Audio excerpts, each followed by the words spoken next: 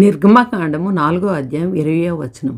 మోషే తన భార్యను తన కుమారులను తీసుకొని గాడిద మీద ఎక్కించుకొని ఐగుప్తుకు తిరిగి వెళ్ళాను. మోషే దేవుని కర్రను తన చేత పట్టుకొని పోయాను. ఇప్పుడు మోషే ఫరో వద్ద వెళ్ళడానికి అంగీకరించాడు. అతడు దైవిక అధికారంతో సన్నద్ధుడయ్యాడు. దేవుడు ఒక వ్యక్తిని వాడుకోవడానికి ఎంతటి సహనంతో సిద్ధపరుస్తాడో ఇది మనకు చూపిస్తూ ఉంది. మోషే కేవలం ఒక సామాన్యుడిగా ఫరో ముందుకు వెళ్ళడం లేదు. దేవుడు అతనికి ఇచ్చిన కర్ర, అద్భుతాలు చేసే శక్తి మరియు అన్నిటికంటే ముఖ్యంగా నేను ఉన్నవాడను అనువాడను అని చెప్పిన దేవుని తోడ్పాటు అతనికి కొండంత అండగా నిలిచాయి. నేడు మనకు అనేక సంఘాలు, మిషనరీ సంస్థలు, సేవకులు ఉన్నారు. కానీ ఆ రోజు ఇశ్రాయేల్ విముక్తి కోసం దేవుడు ఎన్నుకున్న ఏకైక మార్గం మోషే.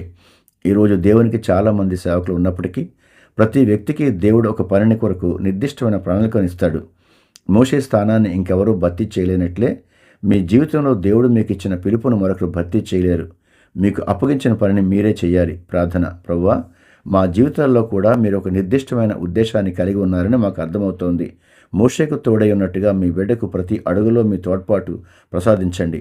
లోకంలో ఎందరో సేవకులు ఉన్నా మీ బిడ్డ కోసం మీరు ఉంచిన ప్రత్యేకమైన స్థానాన్ని గుర్తించి దానిలో నమ్మకంగా కొనసాగే కృపను దయచేయండి. యేసు నామములో ప్రార్థిస్తున్నాం తండ్రి, ఆమెన్.